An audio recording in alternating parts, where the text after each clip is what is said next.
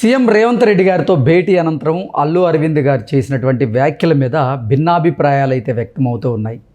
టాలీవుడ్ను universal స్టూడియోగా తీర్చిదిద్దాలని భావిస్తున్నామంటూ అల్లు అరవింద్ గారు comment చేసినటువంటి నేపథ్యంలో ఆ కమెంట్స్ ఫన్నీగా ఉన్నాయంటూ కొంతమంది, సర్కాస్టిక్గా ఉన్నాయంటూ మరికొంతమంది అభిప్రాయాన్ని వ్యక్తం చేస్తున్నటువంటి నేపథ్యంలో ఈ అంశం మీద మనం విశ్లేషణ చేసుకునేటువంటి ప్రయత్నం చేద్దాం. ప్రస్తుతం మనతో పాటు ఉన్నారు ప్రముఖ రాజకీయ విశ్లేషకులు, ప్రముఖ సీనియర్ జర్నలిస్ట్ దుర్గా వడ్లమణి గారు. వారితో మాట్లాడదాం. దుర్గా, నమస్తే అండి. నమస్తే. నిన్న రేవంత్ రెడ్డి గారితో భేటీ అనంతరం అల్లు అరవింద్ గారు చేసినటువంటి కొన్ని కమెంట్స్ అయితే ఇప్పుడు తీవ్ర దుమారాన్ని అయితే రేపుతూ ఉన్నాయి. టాలీవుడ్ను యూనివర్సల్ స్టూడియోగా తీర్చిదిద్దాలని ప్రయత్నం చేస్తున్నాం అంటూ నిన్న అల్లు అరవింద్ గారు కొన్ని కమెంట్స్ చేసినటువంటి నేపథ్యంలో ఆ కమెంట్స్ని ఉద్దేశించి కొంతమంది నెటిజన్లు ఇవి సర్కాస్టిక్గా ఉన్నాయంటూ కొంతమంది, ఫన్నీగా ఉన్నాయంటూ కొంతమంది, లేదు ఆయన చెప్పిన దాంట్లో తప్పే ఉంది, నిజంగా టాలీవుడ్కి ప్రపంచ స్థాయి గుర్తింపు రావాలంటే సాంకేతికతతో కూడినటువంటి స్టూడియోలో అవసరం అంటూ ఆయనకు మద్దతు తెలుపుతూ కొంతమంది.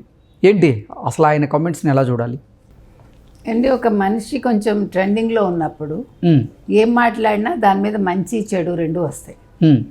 కొంచెం నెగిటివ్ ఉన్నప్పుడు ఎక్కువ నెగిటివ్ కమెంట్స్ వస్తాయి, పాజిటివ్ ఉన్నప్పుడు ఎక్కువ పాజిటివ్ కమెంట్స్ వస్తాయి. ఇప్పుడు అల్లు అరవింద్ పరిస్థితి అదే. ఇప్పుడు బన్నీ విషయంలో ఆయన ఇబ్బందులు ఎదుర్కొంటున్నాడు. అల్లు అర్జున్ చేశాడా తప్పు చేయలేదా అనేది మనం దాని మీద వ్యాఖ్యానించాం. కానీ ఇప్పుడు అల్లు అర్జున్ ట్రెండింగ్లో ఉన్నాడు. అల్లు అర్జున్తో పాటు అల్లు అర్జున్ తండ్రి, ఈయన పెద్ద ప్రొడ్యూసరు, చిరంజీవికి బావ, అల్లు రామలింగయ్య గారి కొడుకు, ఇన్ని క్వాలిఫికేషన్స్ ఉన్నాయి. ఈ క్వాలిఫికేషన్స్లో ఆయన ఇప్పుడు ఏం మాట్లాడినా కూడా అది వివాదానికి కొద్దిగా తెరదీస్తుంది. ఇంకొకటి, నిన్న వీళ్ళందరూ కూడా వెళ్ళి తెలంగాణ ముఖ్యమంత్రి రేవంత్ రెడ్డిని కలిశారు. రేవంత్ రెడ్డి మీతో ఉంటున్నానంటూనే ఆయన చెప్పాల్సింది గట్టిగా చెప్పాడు. ఆయన కర్ర విరగకుండా పాము చావకుండా మాట్లాడాడు చెప్పాలంటే. అంటే పూర్తిగా వీళ్ళకి సమర్థన లేదు, అలాగని మీకేమీ హెల్ప్ చేయను అనలేదు. కానీ తన స్టాండ్ ఏంటో తను గట్టిగా వినిపించాడు. ఇవాళ చెప్పాలంటే చిత్ర పరిశ్రమ కొద్దిగా తగ్గిందా అనిపించింది మనకి. అవసరం లేదు, ఎందుకంటే వీళ్ళు తగ్గాల్సిన పని లేదు. ఎట్ ద సేమ్ టైం ముఖ్యమంత్రి కూడా తగ్గాల్సిన పని లేదు. ఎవరి స్టేచర్ వాళ్ళది. ఎందుకంటే సినిమా పరిశ్రమ లేకుండా ప్రభుత్వాలు ఉండవు, ప్రభుత్వాలు లేకుండా సినిమా పరిశ్రమలు ఉండవు. అది కళ అంతే. మనం ఒక ఇన్సిడెంట్ని బేస్ చేసుకుని దాన్ని పెద్ద హైప్ చేసేసుకుని అంత అవసరం లేదంటాను. రాజకీయంగా ఇప్పుడు రేవంత్ రెడ్డి ఎదగాల్సిన అది కొత్తగా ఏం లేదు. ఆయన ముఖ్యమంత్రి అయిపోయాడు అనుకుని ఇంకా అంతకుమించి ఆయన ఎదగాల్సిన పనే ఉంది. కాబట్టి ఆయన బన్నీ విషయాన్ని ఆయన రాజకీయం చేయక్కర్లేదు, బన్నీ విషయం మూలంగా మనం అరవింద్ గారిని తక్కువ చేయక్కర్లేదు. ఎందుకంటే ఇప్పుడు ఇన్సిడెంట్స్ జరుగుతాయండి, దానికి ఎవరి కర్త, ఎవరి కర్మ, ఎవరి క్రియ అంటే ఏం చెప్తాం మనం? అలా జరగకుండా ఉంటే బాగుండని మాత్రం అనుకుంటాం అందరం.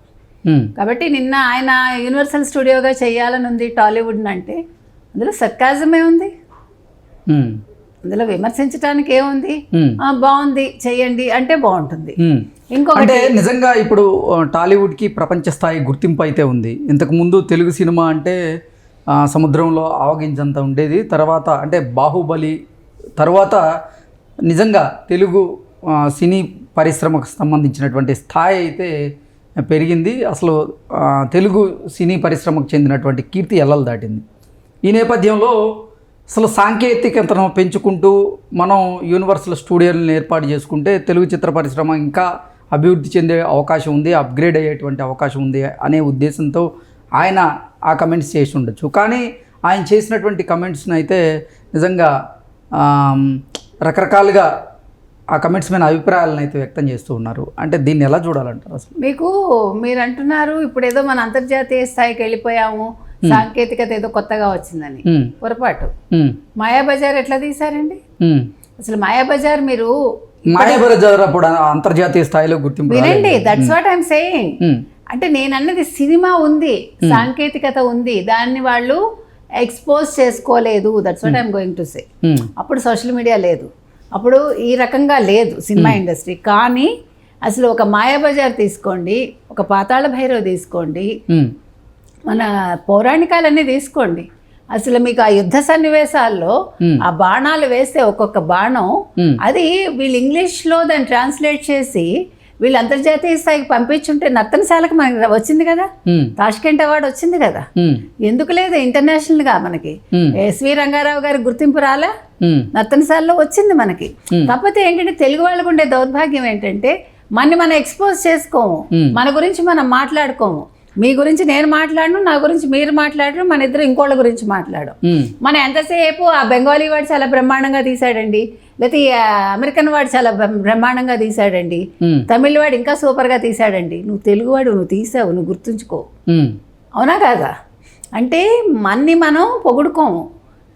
మన దాంట్లో ఉండే వ్యక్తుల్ని మనం ఆ డైరెక్టర్లు కావచ్చు, ప్రొడ్యూసర్స్ కావచ్చు, లేకపోతే నటులు కావచ్చు, వీళ్ళు అద్భుతంగా చేశారు అనే ఒక మాట మన నోట్లోంచి రాదు.